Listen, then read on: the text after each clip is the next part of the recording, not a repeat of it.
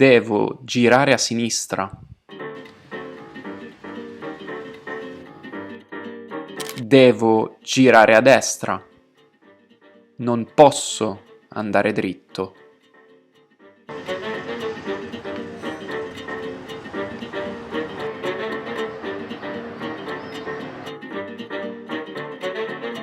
Qui non si può parcheggiare.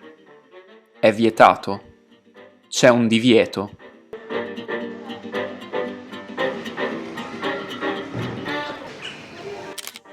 Se vuoi salire sulla torre, devi essere in forma. Bella la città di Bologna? Oggi vediamo come si formano e come si usano i verbi dovere, volere e potere. Iniziamo!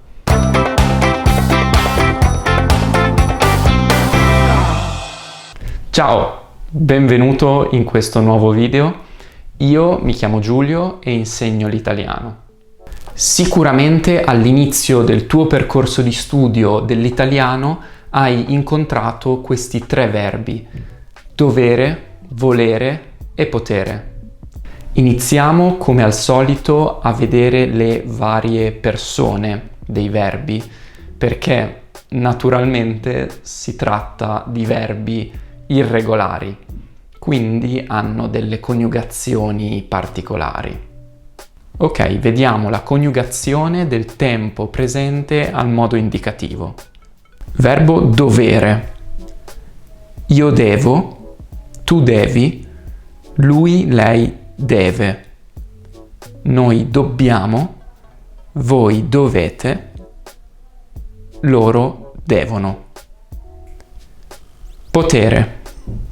Io posso, tu puoi, lui, lei può. Noi possiamo, voi potete, loro possono. Volere. Io voglio, tu vuoi, lui, lei vuole. Noi vogliamo, voi volete, loro vogliono. Questi verbi sono molto interessanti per almeno due motivi. Il primo è che sono verbi servili. Ma che cosa significa verbi servili?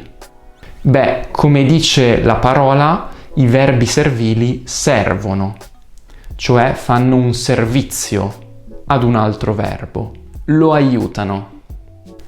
Infatti questi verbi si usano raramente da soli, ma sono sempre insieme ad un altro verbo.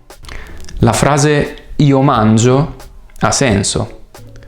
Le frasi io posso, io devo, io voglio non hanno significato. Dico invece io devo mangiare, io posso mangiare o io voglio mangiare. Quindi ho due verbi diversi ma un'unica unità verbale compatta. Il secondo motivo che rende interessanti questi verbi è che sono verbi modali. Questo significa che all'interno di questa struttura verbale composta da due verbi è il verbo modale che dà informazioni sul modo, tempo, persona e numero. Nella frase io posso mangiare, il secondo verbo, mangiare in questo caso, è sempre alla forma base, all'infinito, e il verbo modale dà informazioni sul modo, indicativo, sul tempo, presente, sulla persona, prima persona, e sul numero, singolare. L'aspetto più importante di questi tre verbi è che danno un significato preciso alla struttura verbale. Io devo mangiare esprime un'azione necessaria. Per guidare la macchina devo prendere la patente. In questo caso esprimo un obbligo. Quindi il verbo dovere esprime un'azione necessaria, un bisogno oppure un obbligo. Posso mangiare se c'è del cibo in frigo. In questo caso si esprime una possibilità. Posso mangiare al cinema? In questo caso invece chiedo un permesso. Ok? Quindi il verbo potere esprime sia una possibilità sia un permesso. Io voglio mangiare. Con il verbo volere esprimo un desiderio, una volontà, oppure una richiesta. Ricorda che il verbo potere non si usa per esprimere una competenza o un'abilità. Quindi è sbagliato dire posso parlare l'italiano oppure posso capire l'italiano, perché in questo caso utilizziamo i verbi sapere e riuscire. Ne ho parlato in questo video. E tu, perché stai guardando questo video? Devi imparare l'italiano per lavoro o vuoi imparare l'italiano per passione? Scrivimi qui sotto le tue motivazioni. Bene, prima ho detto che questi verbi si usano quasi solo seguiti dalla forma base all'infinito. Ci sono però varie eccezioni, quindi vediamole subito.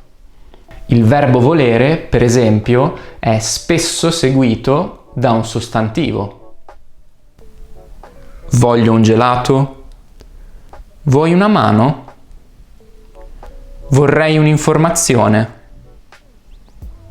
Ricorda in particolare quest'ultima forma al condizionale, vorrei, molto utile per fare richieste in modo cortese in qualsiasi contesto in Italia, al ristorante, al museo, alla stazione, eccetera.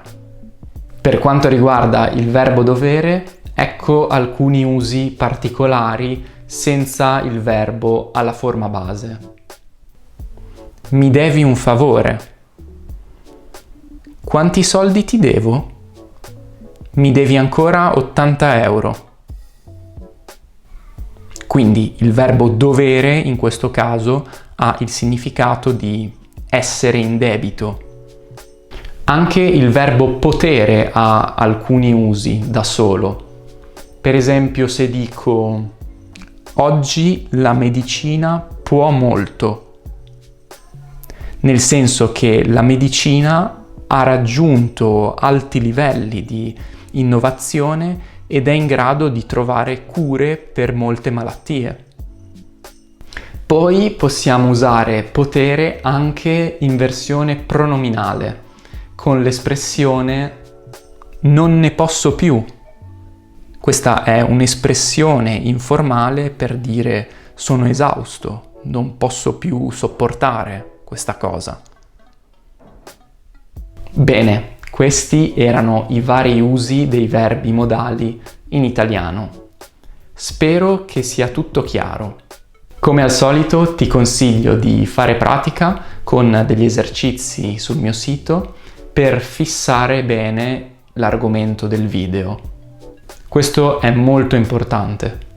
Detto questo, se ti è piaciuto il video, condividilo con chi deve o con chi vuole imparare l'italiano e noi ci vediamo al prossimo.